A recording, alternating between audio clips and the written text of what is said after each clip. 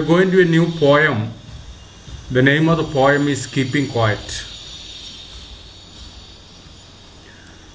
So here, the poet Pablo Neruda is the pen name of Neftali Ricardo Reyes Basolto, who was born in the town Perel in Chile. Neruda's poems are full of easily understood images which make them no less beautiful. He won the Nobel Prize for Literature in the year 1971. In this poem, Neruda talks about the necessity of quiet introspection and creating a feeling of mutual understanding among human beings. So now here, in this particular poem, the poet is asking us to keep quiet, means keep silent. Complete silence is required for better understanding. If you keep yourself silent, it will help you to understand yourself. It will also bring about a better understanding among yourself and other human beings. In this world, what is the present situation is that everyone is very busy. You find all the people are engaged in some activity or other. They have no free time to ponder and think.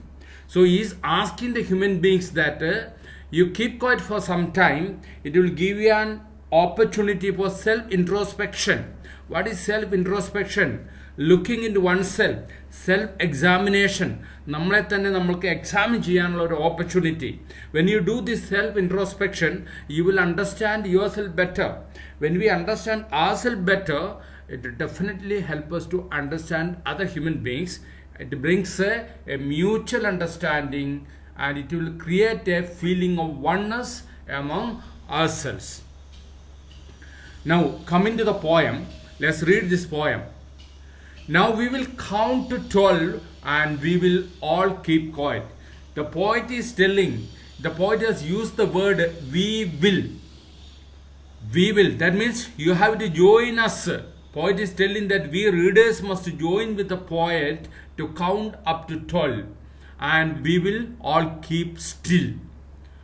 The poet is telling that we will just start counting 1, 2, 3 like that up to 12 and all of us will keep quiet. Now why the poet has used this particular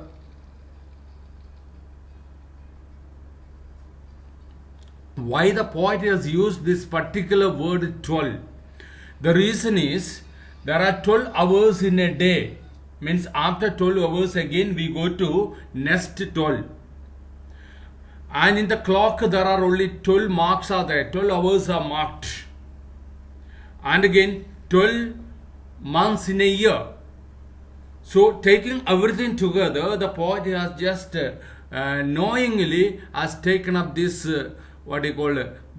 use this number 12 hours. And this we will, you see it is repeated there. It is an example of alliteration also. I am giving you the first stanza of 2 lines. In that there is a poetic device which is used, that is we will. The appearance of the same consonant sound in the nearby words we will. It is an example of alliteration. So what does the poet is telling? The poet is actually asking us to keep silent for a second. How? We will count to 12 and we will all keep quiet. We have to keep quiet. We have to the poet is telling that poet will count with us and we should join him in counting, and then we should join with him to keep still. So the first stanza, the poet is telling us that we should keep quiet for a moment. For once on the face of the earth, let us not speak in any language. Let us stop for 1 second and not move our arms so much. The poet is telling that when we are living on this earth, once on the face of the earth, once on the face of the earth means once on the surface of the earth. When you are living on this earth, at least once, let us keep silent. Let us not speak in any language. We speak different languages. If you just look into the background of the dispute that is taking place in the life of the human beings, we will understand that the causes of all dispute is actually we speak in different language. Our language is not liked by other people.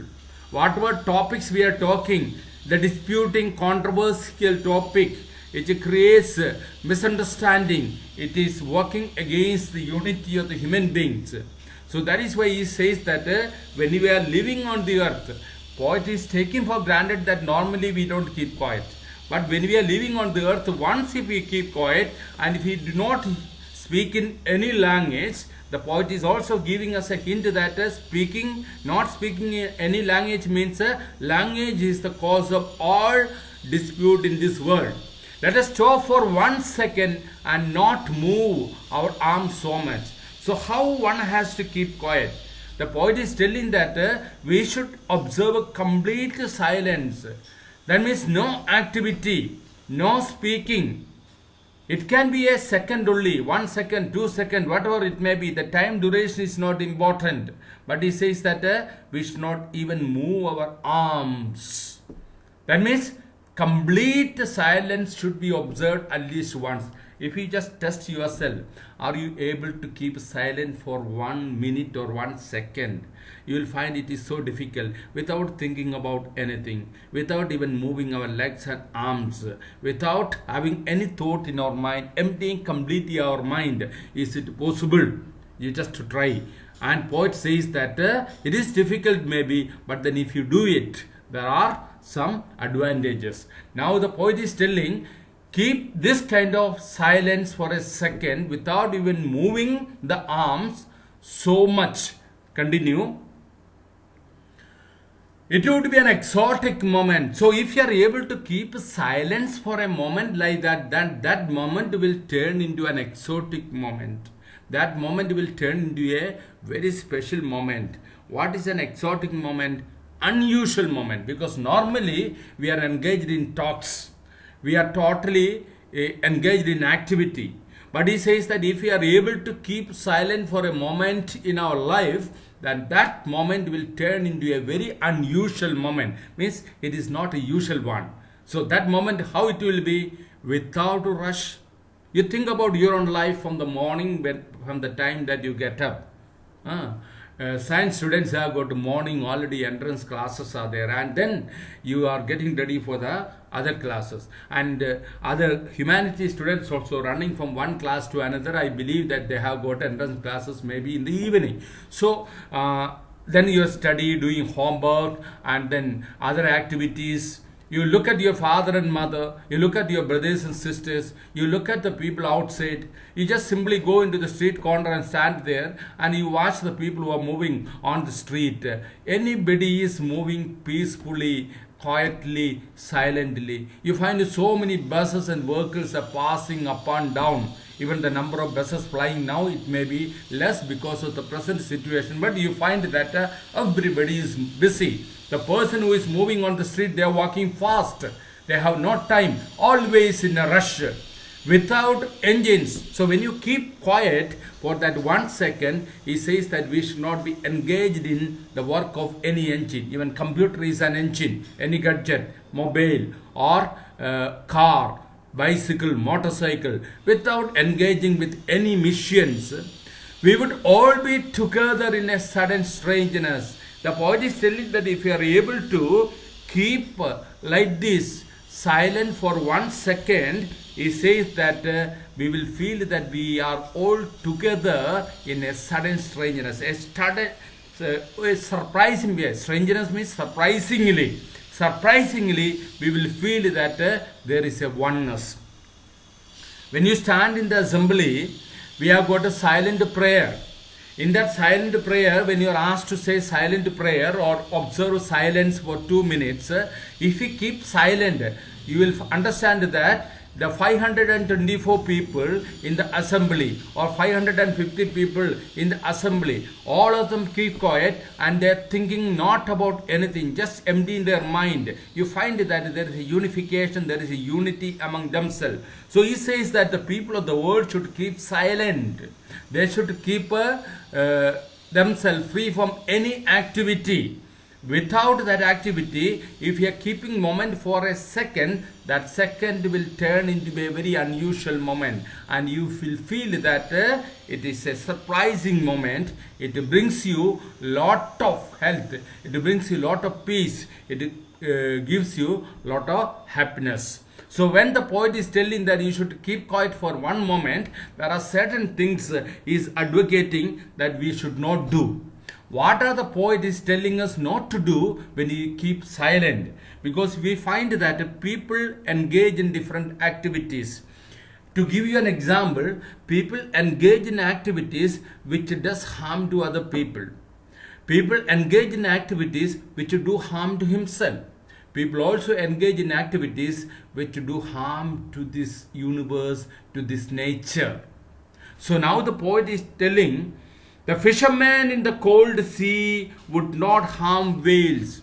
The fisherman who has gone to the cold sea is an imagery, cold sea. You see, it is an imagery. Tanutta seal, Samudratil, Erangana fisherman would not harm whales. He should not harm whales. Whales are fishes in the sea. We know. The whales are facing extinction. You should not harm them. Avare drohikkeruthu. That means the activity of the man which is harmful, others should be stopped. Adana poet parayunnu. When the poet is telling the fisherman in the cold sea should not harm whales, the poet means that all such kind of activities which is harmful to other people, that should be stopped. And the man gathering salt would look at their hurt hands. The second types of activity that one should stop doing is, the poet says that the man gathering salt, the people who are in the seashore gathering salt, they should stop for a moment and look at their hurt hands. Nowadays we are purchasing salt from the market. We may have iodized salt. It is powder. But you might have seen that the stone type of salt is there. And if you just collect in your hands like this, it has got sharp edges. It will just harm your fingers. If your fingers are very soft, you may get cut also. And now the fisherman who is gathering the salt from the sea, they should stop that activity and look at their hurt hands. Means the poet means to say, it is a symbolic actually. This stanza is symbolic. Fishermen in the cold sea would stop harming whales. Means the people who are engaged in the harmful activities should stop all those activities. The people who are engaged in doing harm to himself, he should stop all those activities. Fisherman in the man gathering salt, he is hurting his hands. Means the action of man which is hurting himself should be stopped. So the poet is now asking us that no harm should be done to anybody. You should not do harm to others. You should not do harm to yourself. That means stop all activities which is doing harm to others, and also stop all activities which is doing harm to oneself. Those who prepare green wars with the gas, wars with the fire, victory with no survivors, would put on clean clothes and walk about their brothers in the shade doing nothing. So now again the poet is just telling us that we should stop all kind of wars. In the previous stanza we said that no harm should be done to anyone. In this stanza the poet is telling that no wars of any kind. All wars should be stopped. What are the different kind of wars? Those who prepare for green wars. What does this mean by green war? War against environment. War against green or the universe or to the earth. That is known as green war. That means the activities of the man which is harmful to the environment is considered as war against environment. So he is telling us man should stop all activities which is harmful to the environment. The pollution created by our vehicles, the pollution which is created by factories, etc., should be stopped immediately. So, those who prepare green wars with gas, wars with the fire. So, men are fighting different kind of war. War against environment, he harm environment, is also fighting war with the gas, war with the fire, victory with no survivors. Victory with no survivors. What does it mean? First World War, Second World War, Third World War. If it is fought, we find that the earth may be wiped away. Victory with no survivors. That means even if a war is fought between two parties, we will find that both the parties are losers. Because even if you declare that one party is successful in the war, they have got upper hand. What they have lost? They lost lot of money. They lost lot of people which cannot be regained. They lost lot of wealth, peace of mind. Dispute has increased. So the point is against war of any kind. He says that any kind of war, you will find that there are no survivors. There is no victors. Yes? Hello? Victory with no survivors would put on clean clothes and walk about with their brothers in the shade doing nothing. Again, what he is telling that stop all kind of wars. What are the different kind of wars? Again I repeat, green wars, war with the gas, war with the fire. And if you fight any kind of wars, you will find no survivors, no victors, no winners. All are losing. And he is asking those people, those who are engaged in the war, stop all kind of wars and put on clean clothes. You understand what does it mean by clean clothes? The clean clothes symbolize a peace and change of attitude. Here, it is a symbolic meaning here. When the poet is asking all those people who are engaged in war to put on clean clothes, he is asking the people that remove your thinking, remove your attitude. You bring about peace. That is what is meant by clean clothes. And walk about with brothers in the shade doing nothing. You should walk about with your brothers in the shade. Now what does this brothers symbolize? Brothers symbolize the mankind. This is again symbolic meaning.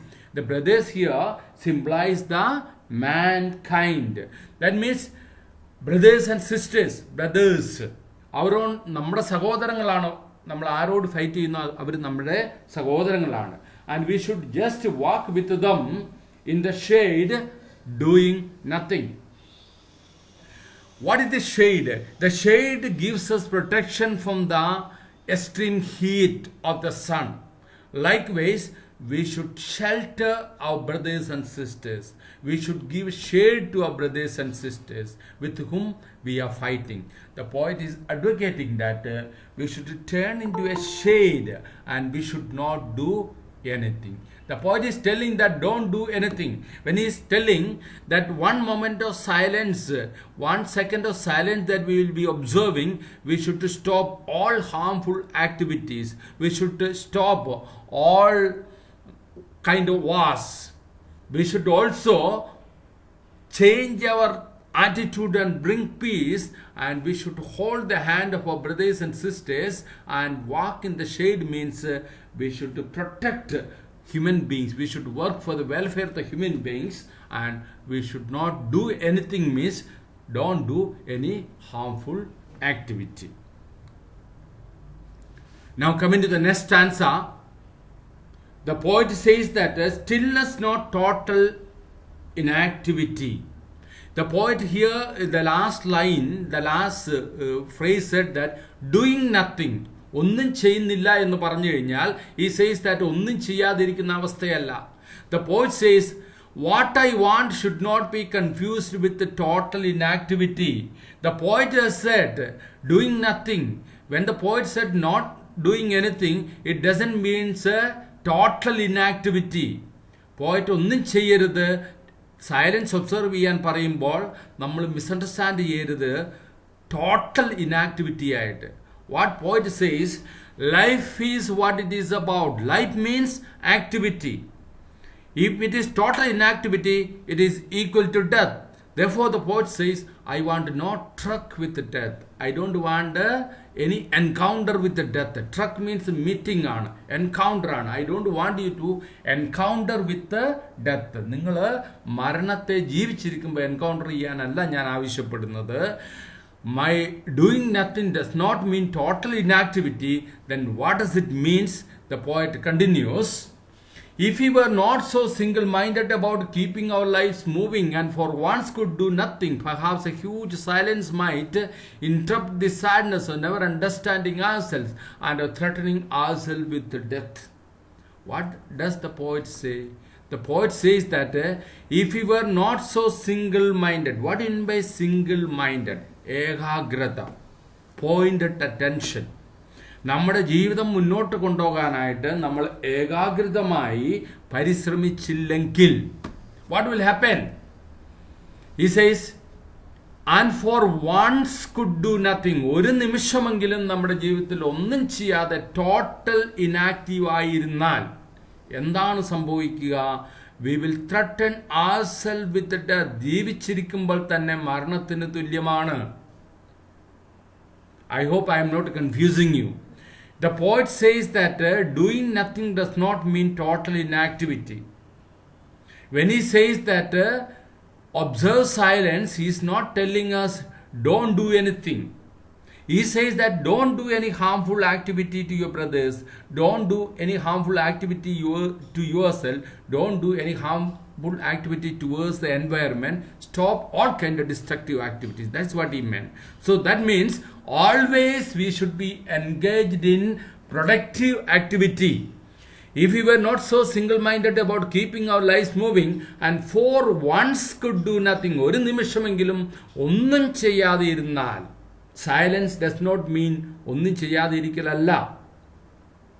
Perhaps a huge silence might interrupt the sadness of never understanding ourselves and threatening ourselves with the death. The poet says that even if we are not single-minded, നമ്മൾ ജീവിതത്തെ മുന്നോട്ട് കൊണ്ടുപോകാനായിട്ട് single minded ആയിട്ട് പരിശ്രമിച്ചിട്ടില്ലെങ്കിൽ നമുക്ക് എന്താണ് സംഭവിക്കാനുള്ള സാധ്യത?